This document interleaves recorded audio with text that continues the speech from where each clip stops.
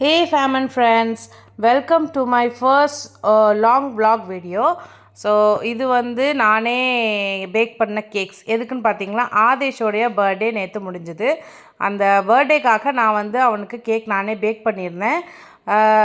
நல்லா வந்திருந்தது. இது வந்து கோதுமை மாவு, கொக்கோ பவுடர் போட்டு அப்புறமா நாட்டு சக்கரை சேர்த்து நான் வந்து ஒரு ஹெல்தி வெர்ஷன் கேக் ரெடி பண்ணேன்.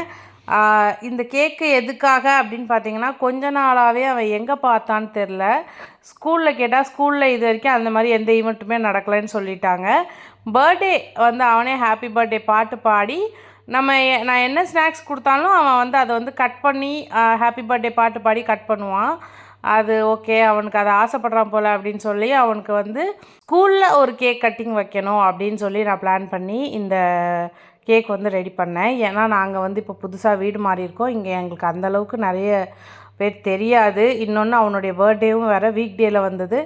அதனால் டேரெக்டாக ஸ்கூலில் கேக் கட் பண்ணிடலாம் அப்படின்னு சொல்லி நான் பிளான் பண்ணேன். ஸோ கேக்கும் நானே செஞ்சுட்டேன். ஸ்கூலுக்கு காலையிலே ஃபோன் பண்ணி சொல்லிட்டேன், அவன் வந்துடுவான், கேக்கு லேட்டாக தான் வரும், நான் அப்புறமா கொண்டுட்டு வருவேன். கட் பண்ணுறதுக்கெலாம் பெர்மிஷன்லாம் வாங்கிட்டு தான் அப்புறம் கொண்டு போனோம். ஸோ என்னென்னா, இந்த கேக்குக்கு வந்து சாக்லேட்டு மேலே ஐசிங் வந்து நான் ஐசிங் சுகர் கூட யூஸ் பண்ணல. எதுலேயுமே ஒயிட் சுகர் யூஸ் பண்ணாமல் பண்ணியிருந்தேன். ஸோ ஐசிங்க்கு யூஸ் பண்ணது எல்லாமே வந்து ஒரு ஹெல்த்தி வெர்ஷன்னு சொல்லலாம். எல்லாமே நான் வீட்டிலையே ரெடி பண்ணேன். எனக்கு வந்து ஐசிங்க்கு பதிலாக என்ன ரெடி பண்ணுறதுன்னு தெரில. ஸோ டார்க் சாக்லேட் சிரப் மாதிரி பண்ணேன். என்கிட்ட இந்த பால் பவுட்ரு, சாக்லேட் பவுட்ரு எல்லாத்தையும் போட்டு கலந்து எடுத்து பண்ணேன். நல்லா தான் வந்திருந்தது. ஸோ இதுக்கு மேலே வந்து நான் என்ன பண்ணியிருந்தேன்னா, ஜெம்ஸ் அண்டு எனக்கு ஸ்ப்ரிங்க்லர்ஸ்லாம் கிடைக்கல, அதனால ஜெம்ஸ் வாங்கி டெக்கரேட் பண்ணியிருந்தேன். நான் அந்த அளவுக்கு என்னுடைய கேக் வந்து பார்க்குறதுக்கு ஆஹா ஓஹோ அப்படியெல்லாம் இருக்குன்னு சொல்லலை. மொக்கையாக தான் இருந்தது. பட் எனக்கு ரொம்ப சாட்டிஸ்ஃபைங்காக இருந்தது. அண்ட் ஆல்சோ இதை பார்த்தவங்க எல்லாருமே ஹோம்மேட் கேக்கு, நானே கைனால் செஞ்சேன், வீட்டில் இருக்கிற பொருளை வச்சு ஹெல்த்தியாக பண்ணேன் அப்படிங்கிறதுனால எல்லாருமே பார்த்துட்டு நல்ல எஃபர்ட் பண்ணியிருந்தீங்க, நல்லாயிருக்கு. எல்லோரும்னா யார், ஆதேஷோடைய ஸ்கூலில் தான் சொன்னாங்க. அப்புறம் ஆதேஷுமே நல்ல எக்ஸைட் ஆகிட்டான். அவன் பெரிய பையனாக இருந்தால் மேபி சொல்லியிருக்கலாம், தெரியலை. வந்து என்னம்மா கேக்கு பார்க்கறதுக்கு இவ்வளோ மொக்கையாக இருக்குது அப்படின்னு சொல்லி. பட் அவன் குழந்த அப்படிங்கிறதுனால நான் இந்த ட்ரிப்பு பயங்கரமாக எஸ்கேப் ஆகிட்டேன். ஸோ அவனுக்கு வந்து பிடிச்சிருந்தது. அவனுக்கு மட்டும் இல்லை, அவன் ஸ்கூலில் வந்து ஸ்ட்ரென்த் ரொம்ப கம்மி தான். ஏன்னா இப்போ தான் நியூவாக ஸ்டார்ட் பண்ணியிருக்கிறாங்க. எனக்கு பக்கத்துலேயும் இருக்குது. கம்மியான ஸ்ட்ரென்த் இருந்தால் கேர் நல்லா எடுப்பாங்க அப்படின்றதுனால நான் அவனை பக்கத்துலேயே விட்டுருக்கிறேன். ஸோ அவங்க ஸ்கூலில் இருக்க எல்லா ஸ்டூடெண்ட்ஸுக்குமே பிடிச்சிருந்தது. எல்லாருமே பயங்கர எக்ஸைட் ஆகிட்டாங்க. ஆல்சோ இந்த கேக்கை வந்து அவங்க எல்லாருமே வந்து மறுபடியும் வாங்கி சாப்பிட்டாங்க. நான் இந்த ஃபுல் கேக்கும் ஸ்கூல்லே டிஸ்ட்ரிபியூட் பண்ணிடணும் அப்படின்னு சொல்லி தான் நான் பிளான் பண்ணேன். நான் இன்னொரு சின்ன கேக் வந்து நெய்பர்ஸ் கொடுக்கலாம் அப்படின்னு சொல்லி தனியாக 2 பண்ணியிருந்தேன். ஸோ பெரிய கேக் வந்து அங்கே கொண்டு போய் கட் பண்ணோம், எல்லா குழந்தையும் கொடுத்து மறுபடியும் அவங்க வந்து கேட்க ஆரம்பிச்சிட்டாங்க.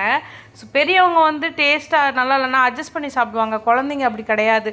டேஸ்ட் வைஸ் குழந்தைங்கள வந்து நம்ம என்ன சொல்ல, அந்த சாப்பிட வைக்கிறதுங்கிறது ரொம்ப கஷ்டம். பட் அவங்க வந்து நல்லா சாப்பிட்டாங்க. எனக்கு அதுதான் ரொம்ப சந்தோஷம். நாட்டு சக்கரை போட்டு ஒரு கேக்கை வந்து குழந்தைங்க அவாய்ட் பண்ணாமல் வாங்கி சாப்பிட்டாங்க அப்படிங்கிறது எனக்கு ரொம்ப சந்தோஷம். ஸோ பயங்கர எக்ஸைட் ஆயிடுச்சு எனக்கு. அதை நான் ஹஸ்பண்ட் கிட்ட வந்து சொன்னேன், என் சாப்பாடை பாராட்டுறீங்களா, என் பசங்க வாங்கி சாப்பிட்டோன்னே எனக்கு அப்படியே பயங்கர சந்தோஷமாயிருச்சு அப்படின்னா. அவங்களும் வந்தோடனே சொன்னாங்க கேக்கு சூப்பராக இருந்துச்சு அப்படின்னு சொல்லி. ஸோ நாங்கள் வந்து ஹஸ்பண்டுக்கு வர முடியல. அவங்க வந்து ஈவினிங் நைட்டு ஒரு 8 o'clock வந்துட வெளியே போய் சாப்பிட்லான்னு சொல்லியிருந்தாங்க. ஸோ நான் மட்டும்தான் போனேன் அவனுடைய கேக் கட்டிங்க்கு. கேக்கை எடுத்துகிட்டு ஒரு பிளேட்டில் வச்சு இட்லி குண்டான் மூடியை வச்சு மூடி நான் வந்து கொண்டு போயிட்டேன். அவனுக்கு கொண்டு போய் அங்கே ஸ்கூலில் போய் கேக் கட்டிங் பண்ணோம். அவன் ரொம்ப சந்தோஷமாயிட்டான். அவன் எல்லா பசங்களும் பாடும்போது அவனுமே அவனுக்கு ஹாப்பி பர்த்டே பாடிக்கிட்டான். ஸோ அந்த மாதிரி பயங்கர சந்தோஷமாக கேக் கட்டிங்லாம் நடந்தது. அவனுடைய சாக்லேட்லாம் டிஸ்ட்ரிபியூட் பண்ணிவிட்டு அதுக்கப்புறம் அவனை நான் ஏர்லியராகவே கூட்டிகிட்டு வந்துட்டேன், லஞ்சுக்கு வீட்டுக்கு கூட்டிகிட்டு வந்துட்டேன். ஸோ அதுக்கப்புறம் நாங்கள் நைட்டு வந்து வெளியில் கடைக்கு போய் ஹோட்டல் போனோம் டின்னருக்கு. நல்ல செலிப்ரேஷன். எனக்கு வந்து பெருசாக எல்லாரையும் கூப்பிட்டு பயங்கர கிராண்டாக பண்ணுறத விட எனக்கு இது வந்து ரொம்ப சாட்டிஸ்ஃபைங்காக இருந்தது.